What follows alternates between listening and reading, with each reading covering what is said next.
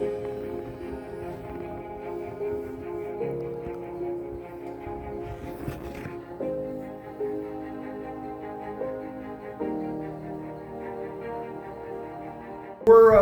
was just chatting with Mr. Odom a minute ago, and I think our group is one trying to do forums and presentations on topics that very frequently none of us want to talk about, but every one of us will have to face it sooner or later at some point in time.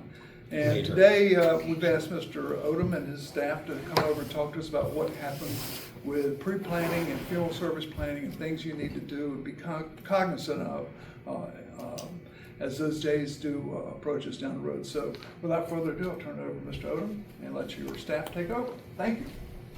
Welcome to. Well, for those of you that don't know me, my name is Steve Odom. I've been a licensed funeral director in the state of North Carolina for 28 years. I started in funeral service in 1991. I was 18 years old.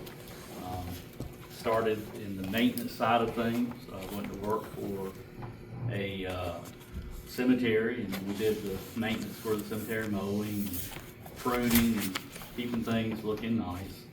And at the time, I had a family that owned a funeral home, some cousins, and I ended up going to work for them as the maintenance guy. And after I did that for a little while, I decided I wanted to do something more than just be the maintenance guy. And so with that being said, they started working with me. I started working funerals and started going, assisting with calls and going to the airports and different things with some of the funeral directors that work there. And I ended up going back to school, finishing my education, and then fast forward, and in '95 I went to mortuary school in Atlanta. It's called Upton Jones College of Funeral Service. And I graduated in '96. At the time I did it, they had a one-year program. Today that program is a 2-year program, and you come out with an associate's degree in mortuary science. But at the time they had the one-year program. Our state recognizes that. And so that's the program I did. I came back, I passed our state laws test and our national boards and got my license. And ever since I've had the honor and privilege to serve families in Craven County, Pitt, Lenore, Onslow, Jones, and Carteret County. I lived in New Bern, and in 2001 I moved to Carteret County, started working with the Munden family at Munden Funeral Home. Munden Funeral Home has very special place in my heart. I started there as a young person. I spent most of my funeral career there. And in 2013, Mr. Phil Munden Sr. passed away. And when he did that, his son inherited his part of the funeral home. And that changed the dynamics of our funeral home at that time. And that opened the door for me to have an opportunity. The Munden family, Mr. Bill Munden Jr. and then Phil, as we call him, Philip Jr., they sat me down and talked to me about becoming the manager of the funeral home and running it day to day. We fast forward to 2019, they gave me the opportunity to become a partner with them and to be able to buy some of the funeral home. And we fast forward to today, 2024. Not only have I owned the funeral home, a portion of it, since 19, but I'm very fortunate and lucky. Not only do I own some of the funeral home, which was a dream of mine when I first started, but I get to work with my son, Blake Odom. He's just recently finished the funeral service program and getting ready to take the test to get licensed in the state of North Carolina. I have another son, Gavin Odom, which should complete his education the mid part of next year and become a funeral director. And then most of all, I get to work with my wife. She works with us also. We have 2 locations. We have our main location here in Moorhead. We have a second location in Craven County off the Lake Road in Havelock. And that's where my wife works 4 days a week. And on Mondays, she's with us in our main location. We also, Mr. Bill Munden and Philip are still very much a part of the funeral home. Mr. Bill is like all of us, we're getting older, so he's slowed down a lot. He'll be 85 the end of August this year. He's been very blessed to serve the families over the years. And the funeral home was started actually by his father, the Munden part of it. And the funeral home actually goes back, I was speaking with somebody earlier, back to the 1920s. It started out with the Newport Coffin Company. Fast forward, the Bell family moved to Moorhead, started the funeral home, and then in 1955, Mr. Dave Munden became a part of it. And that's where the Munden family aspect started. The original funeral home is still there in Moorhead on Bridges Street, just past the Wells Fargo. But in '58, Mr. Dave built the facility we're in, and we moved there. And over the years, it had several additions and remodels made to it. And 96 was the last remodel to the facility we have today. So that gives you a little insight to the funeral home and the longevity that it's had serving the community. We are currently the oldest and longest family owned and continually serving the community. With that being said, one of the most important topics today that folks do not want to talk about is pre-planning your funeral. And I use this story, my grandfather and my grandmother. When I graduated mortuary school and I got my license, one of the first things that they mention to you to get comfortable sitting down with families is to sit down with a family member and practice going over the information that's needed to fill out the different documents when someone passes away, gathering the obituary information, going over the funeral service. And in today's time, not only a funeral service, but a celebration of life service. It could be a memorial service. The options have changed so much over the years, but you would sit down with your family member and gather that information. Well, I called my grandmother. My grandfather had just recently retired, and I'll never forget, she laid the phone down and she said, "Earl, Steve's on the phone and wants to know, can he come over and talk to us about our funeral arrangements? He needs to practice." And my grandfather screamed from the living room and said, "Absolutely not." He was not going to talk about his funeral arrangements. So we fast forward a little bit. My grandfather had gotten a part-time job at a parts store and was delivering auto parts. And so my grandmother called and said, "Steve, your granddaddy's gone. You can come on out here and talk to me." And so I went and sat down and we went over stuff. We laughed and cut up. But in 2003, my grandmother got diagnosed with cancer. When they would treat her for the cancer, it created heart issues. And so one or the other, they were unable to do anything because treatment for one triggered the other. So it was not a good outcome. My grandmother passed away. I'll never forget going up to the hospital that night, saying her final goodbyes. And my granddaddy looking at my mother and my aunt, their two daughters, "What are we going to do?" And my granddad was one of them that always planned, or so he led us to believe. He had everything in order, and if something happened to him, my grandmother would be okay. Well, turns out he did to an extent, but not all the way. And so I looked at them and I said, "Just so you know, Grandma let me come out and sit down and gather the information for the service she would like." And ironically, it's just like she did for her mother. The same casket, everything was identical. And so that relieved them, that made it easier. Let's fast forward to 2010. My grandfather goes into the hospital, thinks he has a kidney infection. It turns out he's diagnosed with terminal cancer. It had metastasized. It was in a couple of the organs, in his bones and so forth. And he was given a certain time frame that he would be with us. When my mother goes to carry him out of the hospital when he gets discharged, he looks at my mother and says, you know, Carrie, we need to find an attorney. I need to get my stuff in order. And it turns out, not only did he really not have stuff set up for grandma, he had nothing set up for himself. He was fortunate. He retired from civil service, had a very good income. He put a little bit of money aside. His house was paid for.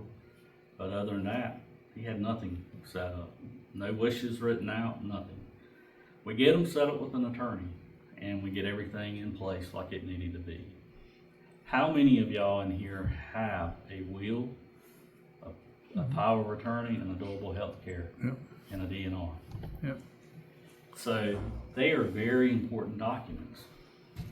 But the most important document when it comes to you passing away, and if you have children, or if you don't have children, and you don't have your prearrangements, it's that health care power of attorney, durable health care. Because it has a clause in there that allows the person named in that document to make the arrangements for you. And nobody can contest it. That is a very important document. We have many times today, a family comes in, there's 3, 4, 5 children, and guess what? They don't get along. They don't agree.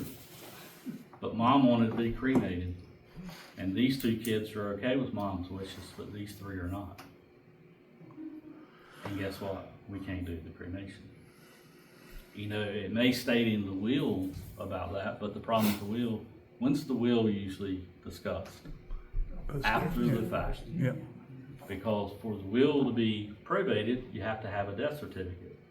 To get a death certificate, you have to come in and sit down with the funeral director, fill out the forms, let us submit that and get it signed and get the certified copies. And so one of the best things that you can do for your family is pre-planning. And pre-planning doesn't mean you have to pay for it in advance, but that is an option.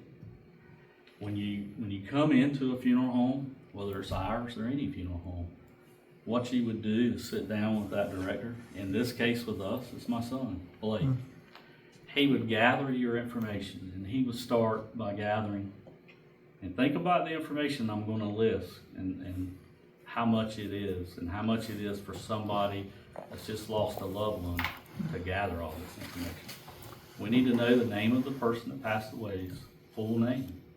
First, middle, maiden, and last, if it's a lady. If it's a man, just the first, middle, and last. Their current age, their date of birth, the place they're born, city, county, and state, their highest grade of education, their place of employment, what type of work do they do, their mother and father's name with the mother's maiden last name. And then the spouse, we need to know their full name. If it's their wife, we need to know her first, middle, maiden, last. And then another big question is death certificates. How many death certificates do you need? So if you have a will, you have to have one for that. If you have life insurance, you need one for it typically. If you have more than one, you need one for each policy. From there, your banking accounts, deeds, titles, investments, and different things like that. I will say in today's time and our technology, most places when you go in, they scan it in their system and they will give you the original back. The state's office, I don't think, does that, nor does your insurance companies. The banks will copy it, typically give you the original back. Another thing that we find out that catches some spouses is utilities. Water, phones, power, cable, that type of stuff. Sometimes that may be in one spouse's name, but for instance, a lot of times the wife is the one that pays the bills, and it may be set up in the husband's name. We find that most places will take money anytime. No question. But if you have a problem or a complaint and you're not on that account and you call they have a problem with that. And so you also need to follow up with all of them. But that information, that first little bit of information I went through, that is what's required for the North Carolina death certificate. Then we would go into what we call biographical information. This is where we would get the deceased, the name they went by. Now, for instance, my name is Stephen Earl Odom. My obituary, I would want to read Stephen, Steve, in quotations, Odom. Because everybody knows me by Steve. Member of a church. What church are you a member of? Are you a charter member? Did you help start that church? Or are you a member of a church here, and where you're originally from, did you help start a church? And we would gather that information. Were you the treasurer or secretary for the church? Sunday school teacher? Did you serve as a deacon? You know, anything that you may have done in that church. Then, if you're Catholic, Knights of Columbus, was he a member of the Knights? Was he a member of the Masonic Lodge? Was he a member of the Moose Lodge, the Elks Lodge, Civitan Club, Rotary, any of that? And then we go into education. What school did he graduate from? Did he graduate from a college? Did he have favorite sports? Did he love to fish, hunt, golf? And a lot of y'all's, I think, how many here golf? If you saw me play, you would say he's not a golfer. He's not a golfer. I'd have lost. And I wasn't. I did take golf up last year because of my other son. He's led me down that rabbit hole. Yeah. But we gather that information. That information tells the life and story of that person. And that's the important stuff. That tells that person, you know, what they did and what they did in their community. Then from there, we go over the family members. The spouse, we get their name and how they would want it written in the obituary. The parents, we've already gotten that, but we find out and make sure if they're living or deceased. Then we go to the children. Something I'm a fan of, and when I wait with the family and I go over this, is when I gather the children's name or any family member's name, I get their name, their spouse's name, and I like to get the town and state they live in. And the reason I do that, and you'll see in obituaries today trying to cut the costs, and I understand that you don't see that, but John Sutton or John Dixon, or, you know, there's more than one. And so when you put that town and that state in the obituary, that allows people in the community to connect the dots, to make sure that's the Mr. John Dixon they knew. It's not somebody else. And obituaries are important. When you're out in the community, and let's say you lost your spouse a week ago, and you happen to go in the grocery store, and a friend walks up and says, how's Mr. John doing? And you look at him and you say, well, you know, he passed away. The importance of putting a notification and an obituary in the paper, it's very important, because that lets your friends and folks in the community know you've had a loss.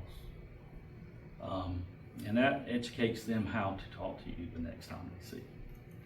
The next part of the information that we go to is the service information. And that's where we decide if you're going to have a traditional burial or if you're going to choose cremation.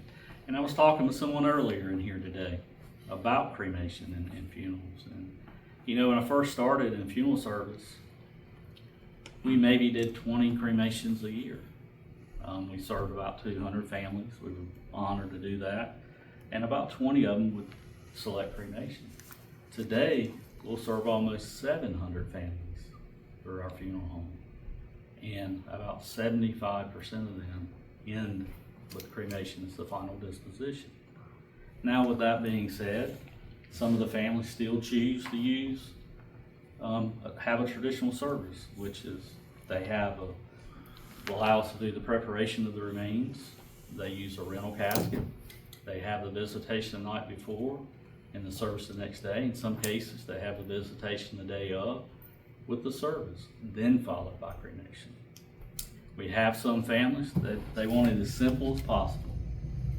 We bring their loved one in our care, they come in and they sit down with us, we gather the necessary information, we do a direct cremation, and we return their loved one's remains to them. And we call that a simple cremation. But then you have some families that they don't want a viewing, but they do want a service.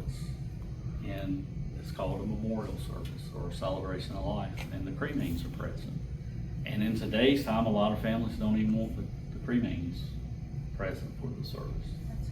So there's a lot of options. There's a whole lot more than there was when I first started.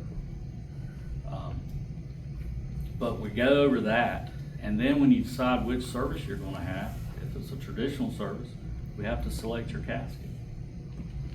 And then if you're going to be buried in the cemetery, we have to see what the cemetery requirements are.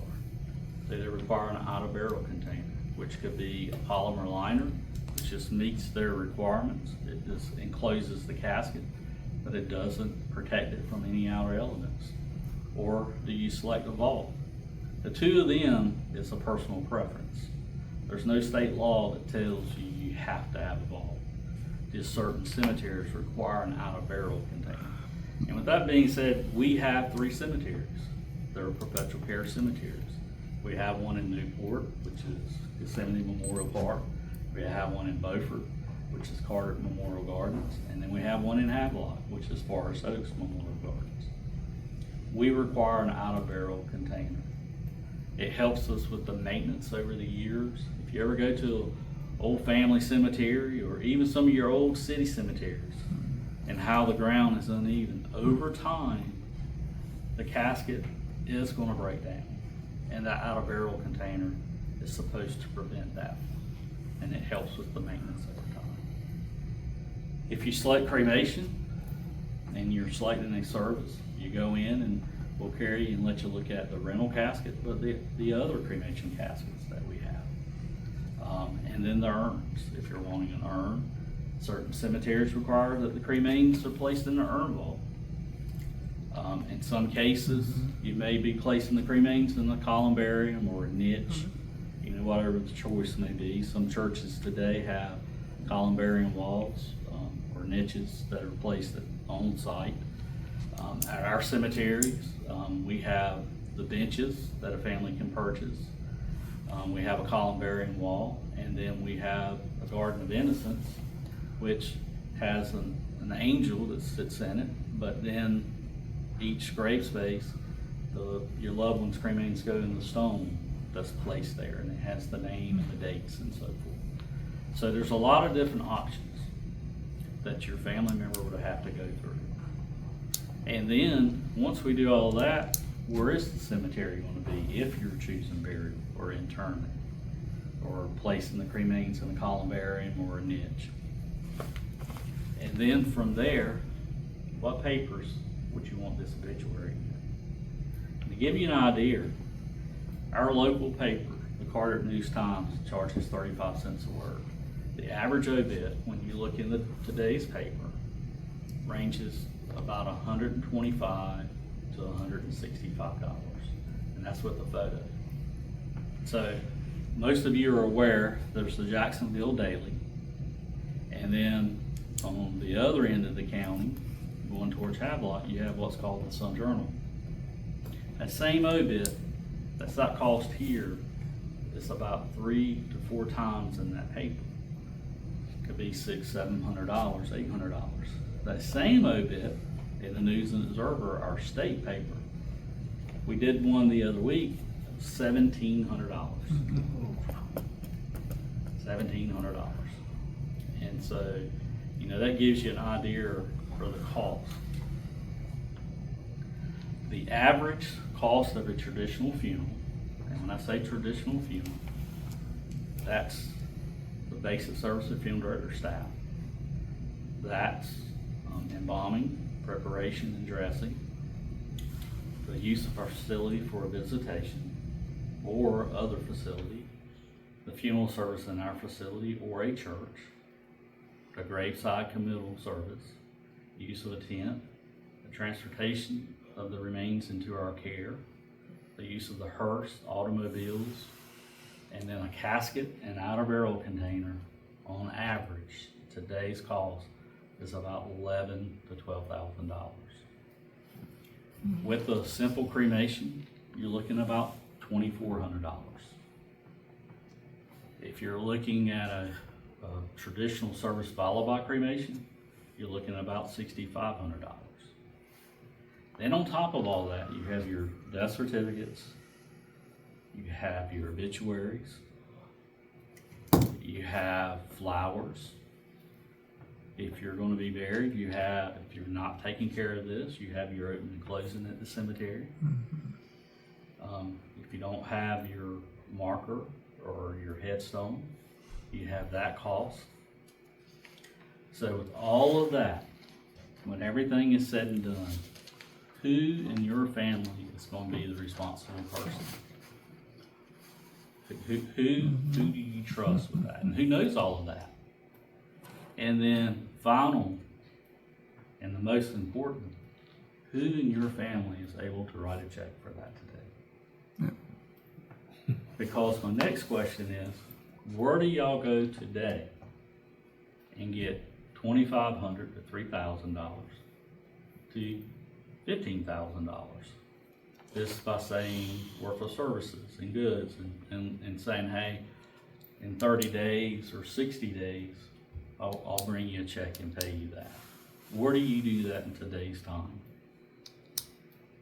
Can y'all do that anywhere today? I don't know if my kids. That doesn't exist today. Yeah.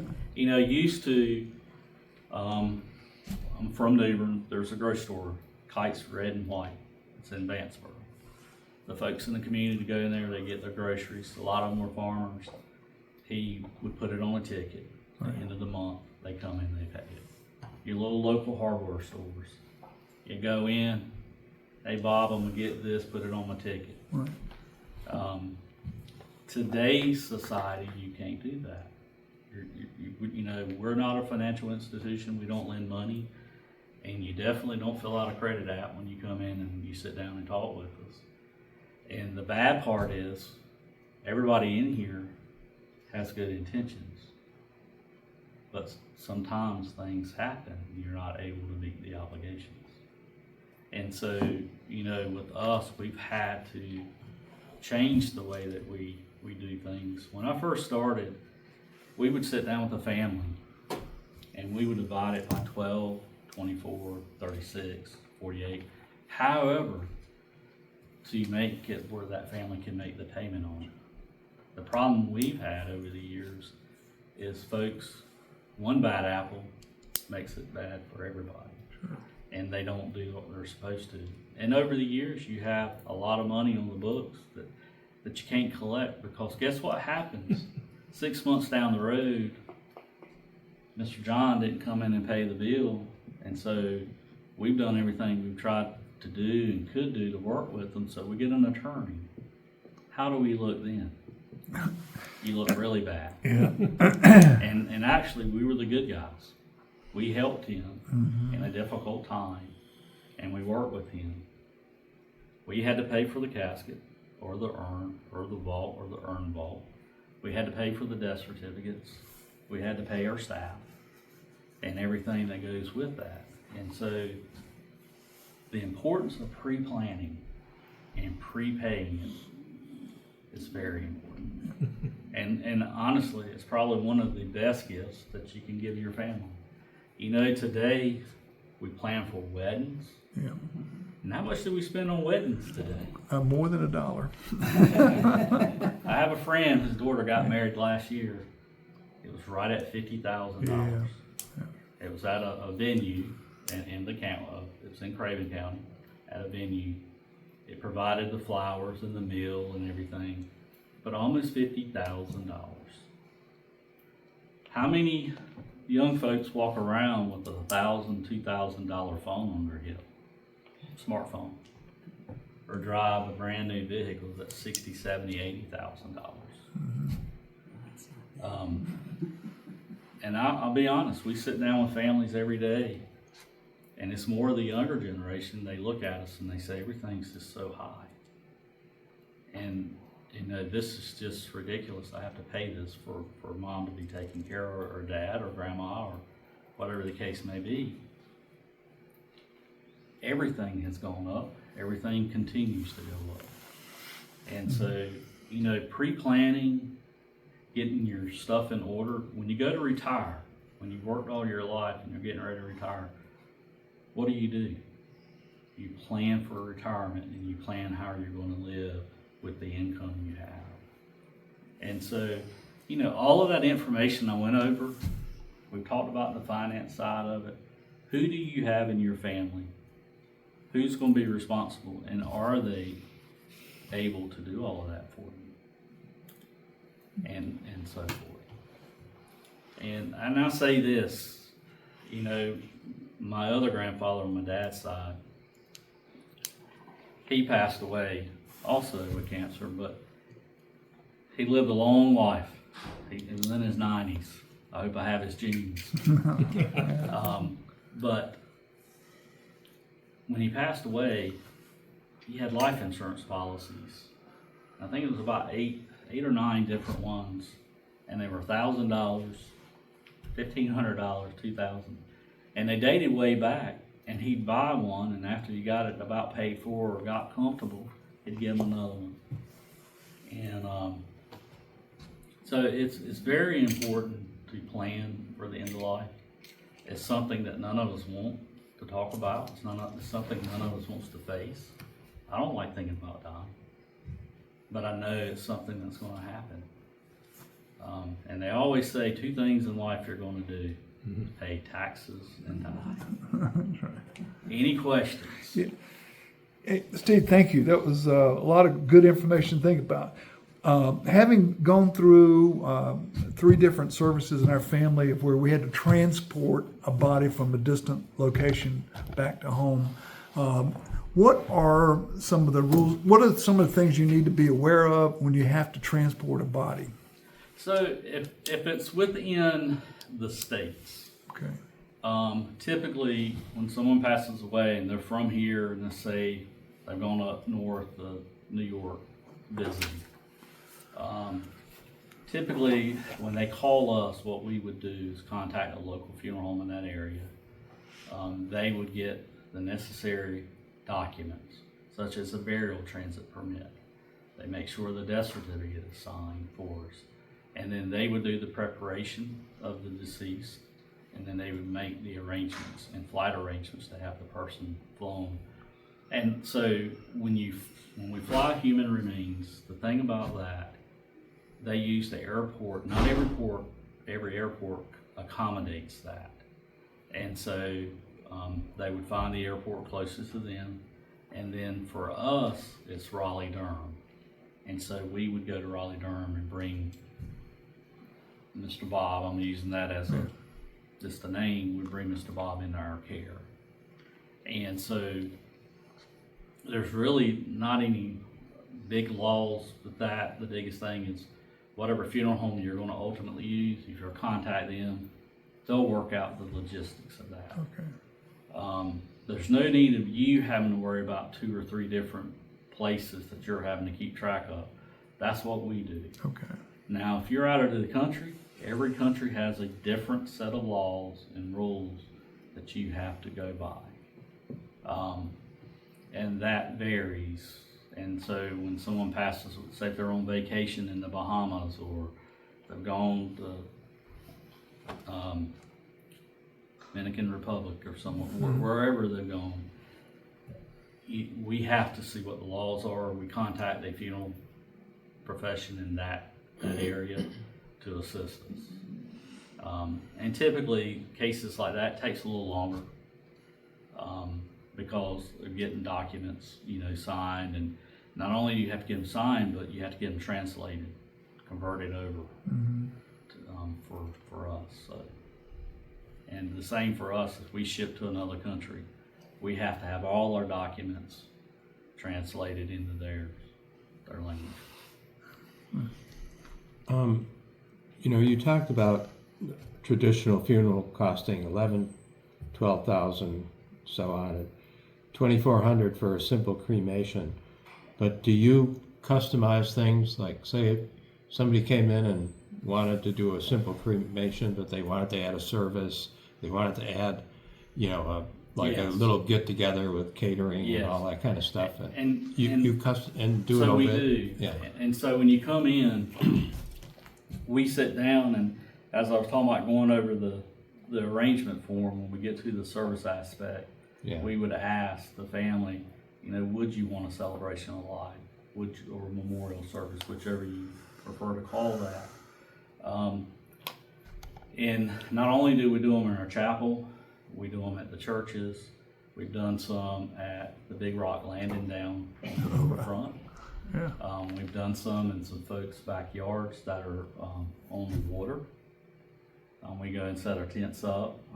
We have capabilities of setting our TVs up. Talking about customizing and personalizing, if the urns can be personalized, we do the memorial bulletins programs for the service. They can be customized and designed to the family's wishes. The video tributes, you know, we put them together. And today's technology, everybody has a smartphone. Yeah. How many little video clips do you have from family gatherings? Yeah. You know, something you think that's funny or cute. We can even add that into that video tribute. So yes, we can customize it any way the family would like it. Catering, we have several places that we work with providing meals for family, and that's something in the last 4 or 5 years that's really we're starting to do more of, is after services, having a reception at the funeral home. Sometimes we'll have little finger foods, deli trays and vegetable trays, cheese trays, to full sit down Smithfield's or Moore's barbecue chicken, you know. And so families are starting to do that more. You know, some families don't belong to a church, so they don't have a fellowship hall or family life center to use. And so we've had to change with the times and add that as a service for families. One other question, and I'll shut up. No, all the questions you have, Every good. question's a One good of you know, you always hear about people wanting to scatter their ashes. And, you know, like, I want my ashes scattered out here in Bow Sound or in the ocean. Over at Shackelford, man. What are the rules? So legally, Yeah. you're supposed to, if you're scattered in the water, it's supposed to be 3 miles offshore, a minimum. Right. With that being said, there's a lot of folks that have gone to the shore, gone to their dock, gone over to the beach, and scattered their loved ones. We have absolutely told them that is illegal, and no, you're not supposed to do that. Right. But it happens. The same with scattering on property. You know, folks go to the mountains, they go different places, they love to go on vacations, and they say, hey, I'd like to, if something ever happened, I'd love to have some of my remains here. That happens. When you scatter on property, you're supposed to either own that property or have permission to do that. So you can put them on your own property? That's what you're saying? That's okay? It is. So you don't have to go 3 miles offshore? Not, the water is supposed to be 3 miles Yeah. offshore. So if your But on the property's on the property- shore, if it's on the ground, it's fine, but in the water, it's not. Right, yeah. It's supposed to be 3 miles. My wife said she's gonna put my ashes in the kitty litter. So my husband said the same thing. Oh, There's something How about that. about different kind of top, donating body parts or donating a body? What are the rules and what So can you do? that's with- becoming Are we a all little too old more- to donate? That's becoming more and more popular with folks too. I call it the School of Brody School of Medicine over in Greenville, ECU Health now. That's one of the biggest places in our area that anatomical donations are done. With that being said, there is a requirement, and they prefer that you fill out the paperwork in advance. If you do not, more than likely, they're not going to accept you. There's also weight limits. You have to have all your extremities and no diseases. There are some other places that do that we can fill out paper at the time. I will say more and more folks are doing that. So it depends on when the time happens and the availability that they have. There is another thing that is out there, the Fayetteville Tech Mortuary School. One of the things that we do when we go to school is we learn the techniques of embalming, preparing the remains. And so that is one thing that they will sometimes accept as a body donation for the students to practice on, and then afterwards they do the cremation and they return the cremated remains to the family. I was going to ask because I understood in some places They do not return the cremation. they do not return, In or some places they do. there were. I have a friend who has planned that, and she was given an option of having her cremains returned to a family member or not, and that. And that is correct. Some places they do not return them. Typically they do, but there are some options out there that they do not. The other thing is some of them, there's some expenses incurred by the family, even though you're doing donation. And then there's a few places that there's no expenses incurred with that. How about donating eyes, organs, whatever? So when you pass away today in the hospital, one of the first things they do is they call the donor services honor bridge. And in the process of that, a person's going to reach out, a family service advisor from them will reach out to you or to your family member, and they'll ask if they are okay with that, and then they'll go through a series of questions, and then they'll research the medical records. And then if they're going to do that, if you're donating tissue or organs or bones, typically Honor Bridge will transport your family member to their facility there in Durham. They do the procedures and then they transport your loved one to the funeral home of your choice.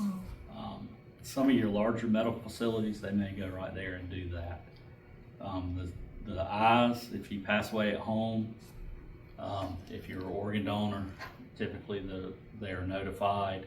They'll reach out to us and they'll tell us not to do anything with the remains until they're able to talk to the family and go through the series of questions. And then if it's the eyes, Miracle Insights will come to our facility to remove. Wow.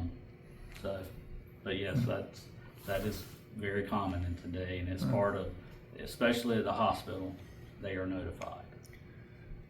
Is that I mean, sound like a super short timeline, so. It's usually about a 24-hour turnaround. It's 24 hours, right, okay, yeah. And some of the questions that I ask you is, are you going to have a funeral service? Or are you going to have a viewing? Because all of that determines what they would look at for donation. And then the depth that they will go. What I keep hearing is it really pays to plan in advance. It does. It's Really? Well, and yeah, I've absolutely. accepted the inevitable, and maybe everybody here has not, but the inevitable is the day will come. Yes. For myself, for my spouse, whoever's first. And as much as you can plan in advance, especially when you say rules change, things change. Well, Dan, I told you last year, but that has changed. It's a moving target, too. It is. So it almost says you have to work through, maybe this is a paid answer, through a funeral home, a funeral service to make sense, because otherwise it gets a little complicated, especially all the legal stuff. It does. It does. And for instance, if you come in with us, and this is the same with anybody, if you come in and you plan your service and you pay for it in advance, and let's say 3 years from now you end up going to live with your child, you get to where you're not able to do everything on your own, so your son or your daughter say, Dad, come live with us. Let us look out for you. Well, with that being said, let's say you move to a different state. That plan, that policy is transferable to that funeral home. I do want to stress with you, our charges are different than other funeral homes. Everybody has their own charges based on the services they provide and so forth, and their expenses pertaining to that. And so they may accept what you have in there and render the services, or your family may owe a little difference, or in some cases your family may get some monies back. When somebody comes in and pre-funds the service, with us, it's placed in a third-party fund. We're not able to keep the monies.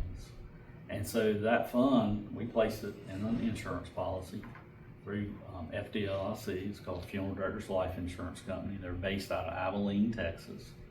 And it has an increasing death benefit. And so let's say the $2,400 today that you pay, and let's say 5 years from now, it's $3,500. That insurance has increased over time to offset that. When your family comes in and they make the arrangements and they don't change anything, and let's say that policy's $200 short, well, they're not responsible for the difference. We have to write that off. Let's say that's $200 more in that policy. We have to return that to your family. The other side of that is we are regulated by the North Carolina Board of Funeral Service. They typically come in once a year. Some years they skip, but on average they do try to come by once a year and randomly take files and look at folks that are pre-funded, make sure everything was filled out right, it was filed in a timely manner, and the money's never commingled with our operating money. And then they also randomly pull files that we completed and rendered the services for the family, and they make sure that they were charged the correct amounts, and that if there was a refund due, they got the refund. And so we're heavily regulated, and so the consumer is protected. Do they pay a competitive? I mean, the FDIC a competitive It is. rate? Yeah. It's and they do. I have been very pleased with what they do. So, does a pre-funded service always have this, FDIC.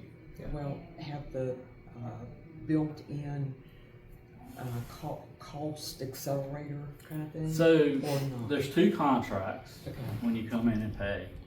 We do all of ours, for the most part, on inflation proof, Okay. which means we guarantee the charges. Right. There are some cases that is done standard. That is when you have the insurance and you assign it over to us. Or if you're just doing a spend down and you're gonna put an X amount of money there, but it's not enough to cover the services that you're wanting, and you don't have the additional funds to put with it, and don't wanna be tied into a monthly payment. And so, with that being said, that would be a standard contract. Inflation proof, it guarantees it. I will say, he was asking the growth.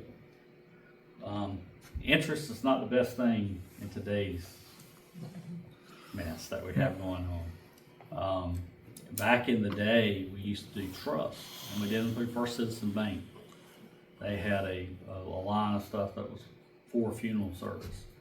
And there's some trust that when we render services that we have to write the family, checks back for $2,000-3,000. And I say write the family back. It has to go to the estate, Yes. deceased, but the family gets the money back. Right.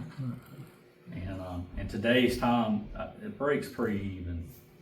We do sometimes have shortfalls, but sometimes there is a little overage. For military service, to get the bugle corps or 21 gun salute, So, y'all handle We all do. that service? We Okay. handle all of that for veterans, and I really didn't touch on that, and I apologize. That's okay. But for those of y'all that served our country, thank you. The veteran benefits, we ask the family to bring in a DD-214 if they are honorably discharged. If the family's having a service, we'll arrange for the military honors. If they are a veteran, which means they only served a few years, they're entitled to a 2 to 3 man detail, which is folding the flag, presentation, and taps.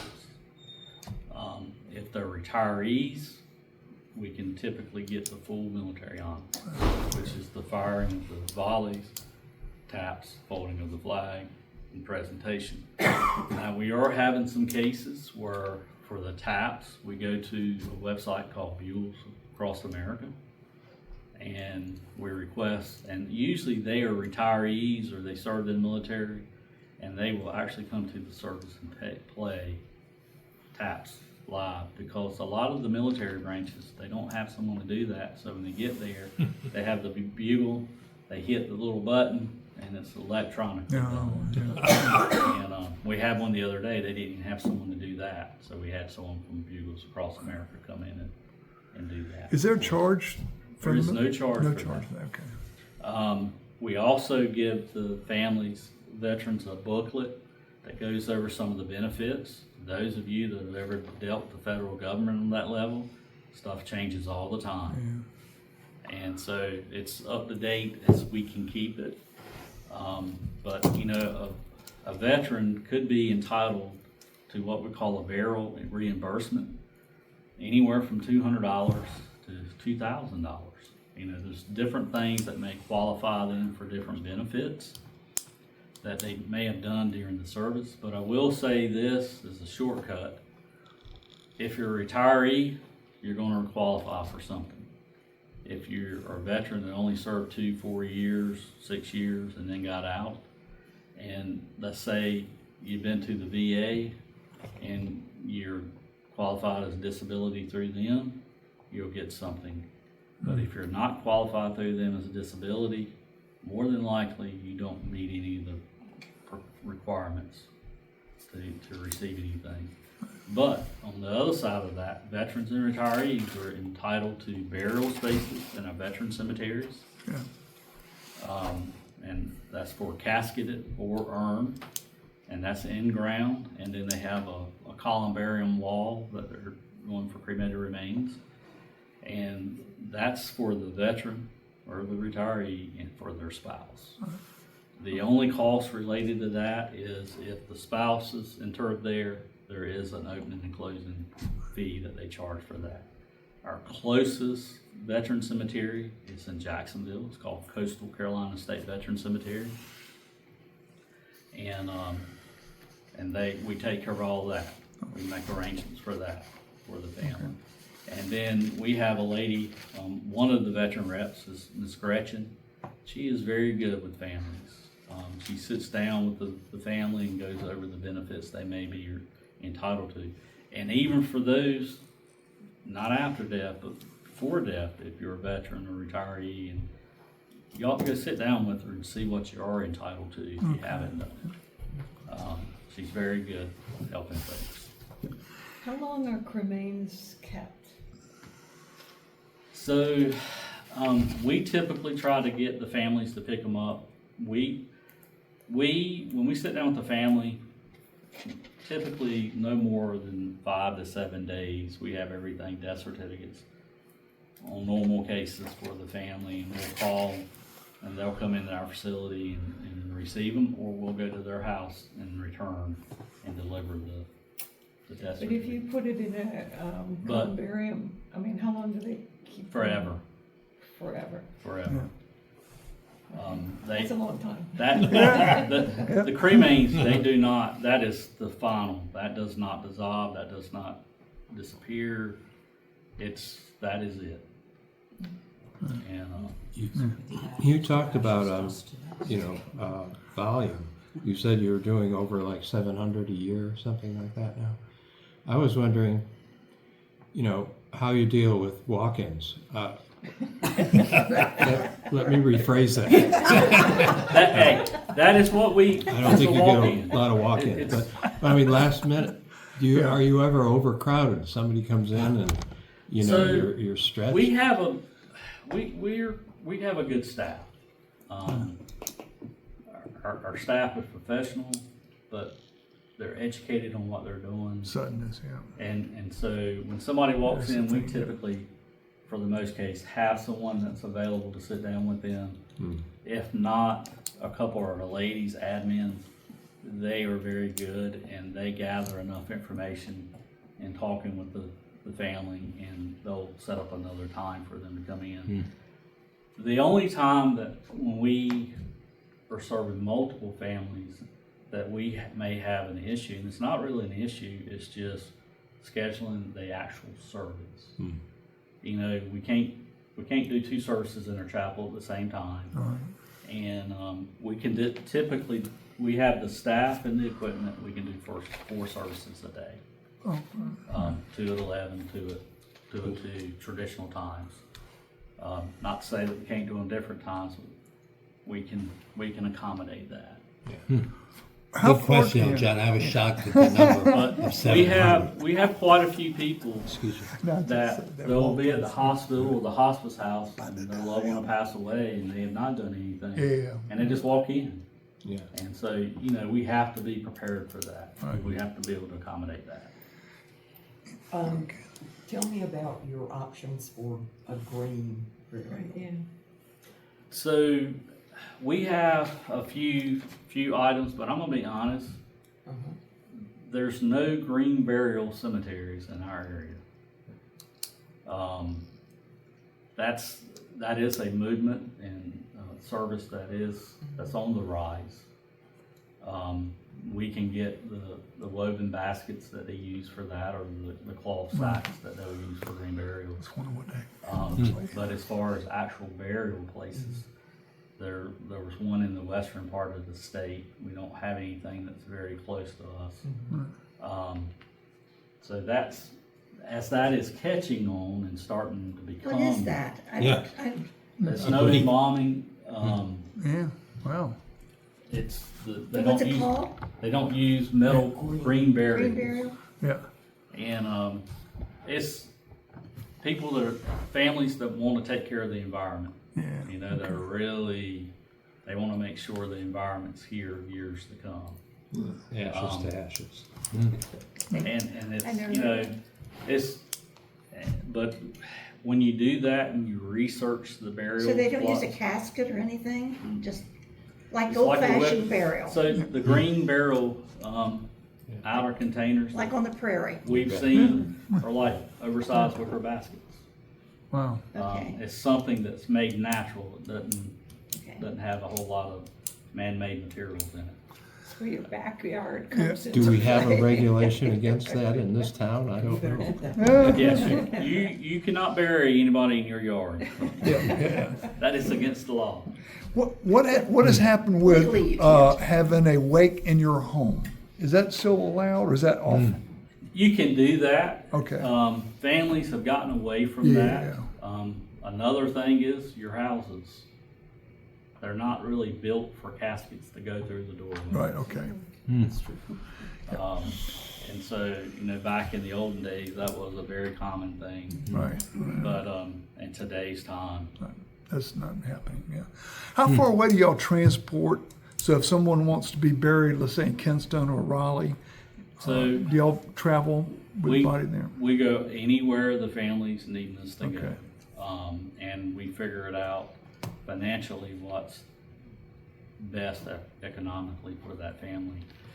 I've done services in the mountains. For families, we did a service here and then we carried the gentleman's wife to the mountains and did the burial. It's nothing for us to have services here and go to Greenville or Kinston Right. or Jacksonville the same day and do the graveside portion of the service. And then in Raleigh, we do the same. We'll go up to Raleigh to some of the big cemeteries there. Do you still do a motorcade? Typically, in today's time, we try not to do any processions Okay. out of the county. You have to get all the law enforcement agencies involved, and this for safety reasons, Yeah. liability. In today's time, try to steer clear of that one. Right. Gotcha. Good question. I haven't seen that lately. Yeah. Used to see it all the time, right? You did. It's Motorcades, more. It was more and more. Yeah. But I tell you something that's really becoming more of a thing. It's when one of our firefighters or law enforcement or military passes away. You have the Patriot Guards, Right. and then we're finding out, you know, all of the fire department, because firemen, the fire departments along the way from wherever they passed away, when we bring them into our care, they line up along the roadsides showing their respect. Nice. And the same for the military. And to me, that makes me proud, because I feel like today's time, a law enforcement or military doesn't get the respect that they deserve sometimes. Agreed. And I don't think our flag gets the respect it should.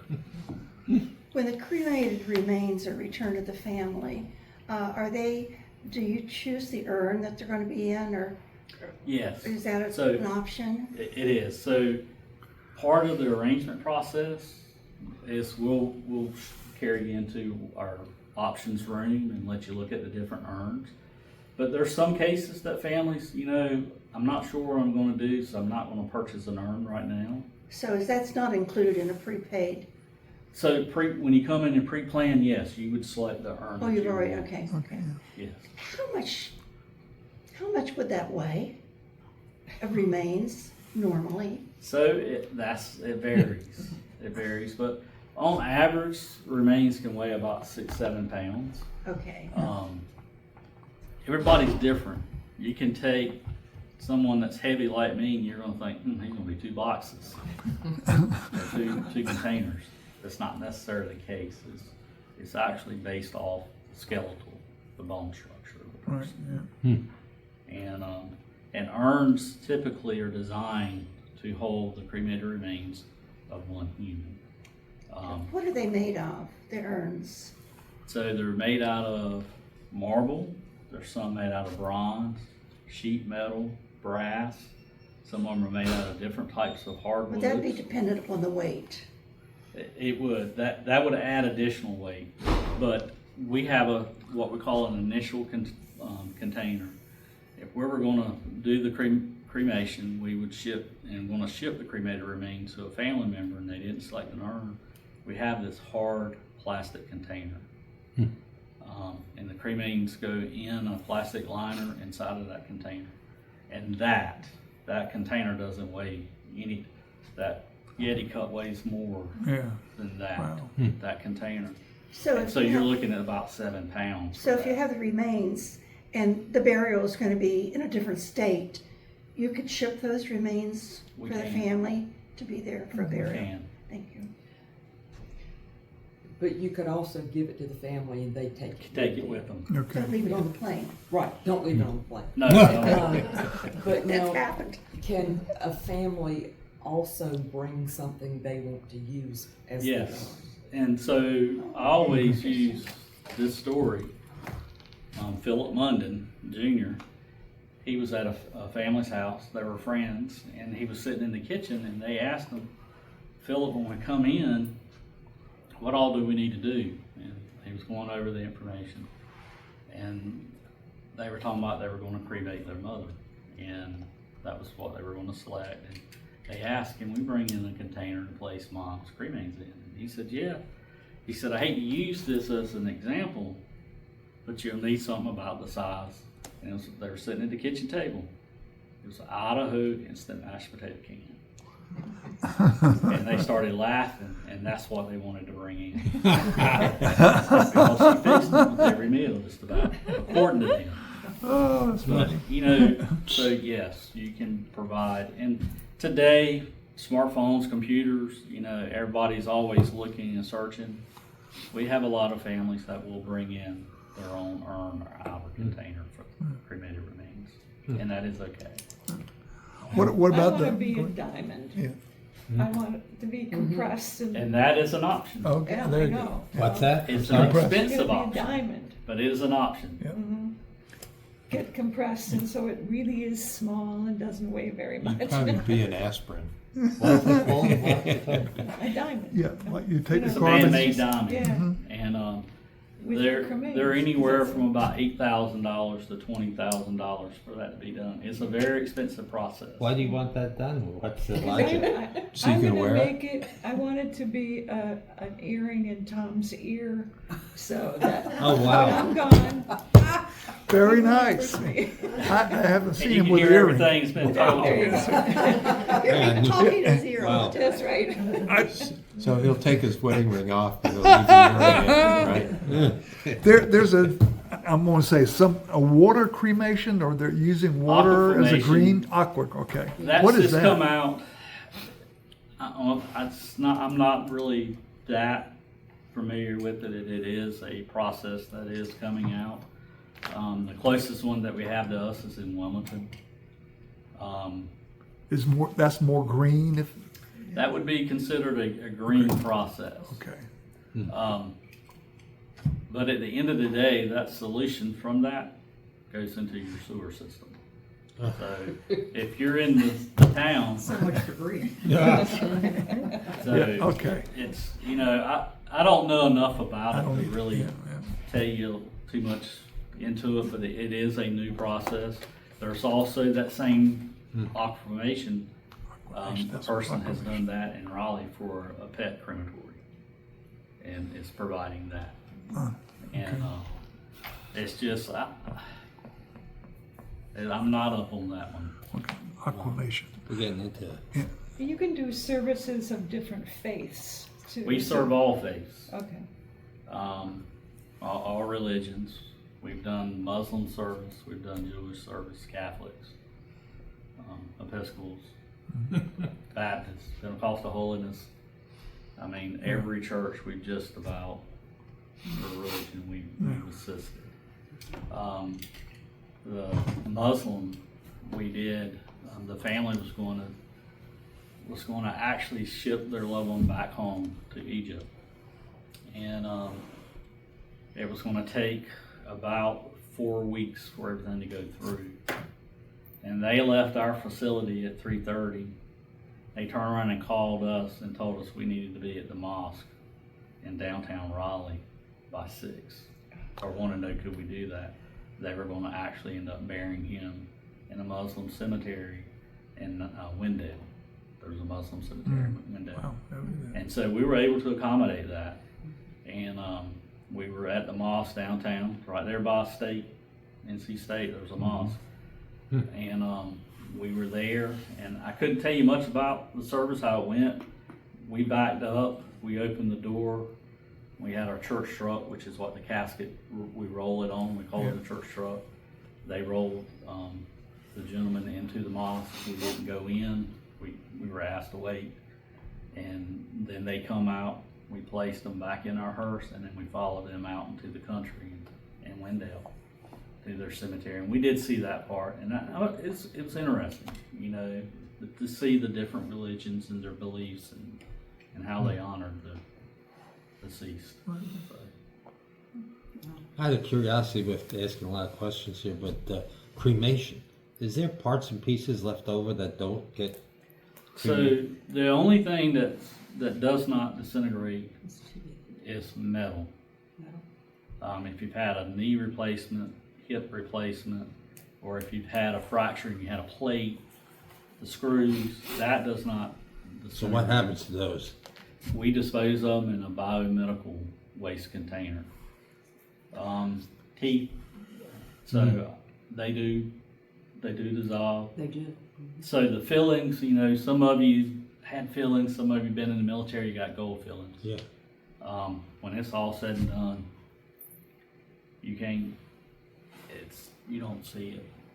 Not saying it's not there, but when you go through the process of the finalization of the cremated remains, you don't see it. But we pull all the metal out that we see, the screws, the replacements. And they go off somewhere? Yeah. There's a YouTube video, just saw a lady, mortuary scientist, had a box full of parts. That, here's all these different parts. And so, Of the hips and the and back then braces. pacemakers. We have to remove pacemakers. The battery in the pacemaker can cause an explosion. That little tiny battery Oh, my can goodness. cause the inside of Like the crematory to explode. Wow. So, John, your browser history. no, I have no idea where that came from, just for the record. I was, whoa! They're gonna look at him and say, maybe Watching we need to check too in many him a little Oh, bit. no, indeed. I thought you watched sports. Well, they're not on right now. Wait till the Olympics. So, any other more questions for Mr. Odom? Wow. Thank you. I just want to thank you very much. That was a great presentation, and I'm sorry we didn't get more people here, but I know there'll be a lot of people watching it afterwards. So. By the way, I really appreciate their input. Yeah, Good We thoughts. put this on our website. Yeah. It's fine. Yeah, yeah. It's out. He told me I was gonna be posted yeah, earlier. yeah, we And shall it's do okay. that. And folks, I just thank y'all for allowing us to come in and speak to you. I hope the information I did share is informative No for you. question. Absolutely. If you Is have there- questions, don't Is hesitate to there any call. question that you usually get that we did not ask? Anything that? I think it was covered pretty good. And, And we Good probably given question, him some though. more questions that other audiences may. and I think y'all asked a lot of good questions and so forth. And I think y'all understand the importance of pre-planning and, you know, the burden that it takes off your family if something should happen. The important reminders, though, we need to hear it frequently, because it's not something we run into or And think it's- about daily. Death is not the subject everybody wants to No, talk about. Mr. Not. You know, that's a fact. So, Good. thank y'all. Indeed. Thank you very Thank much, you. Steve. Thank you.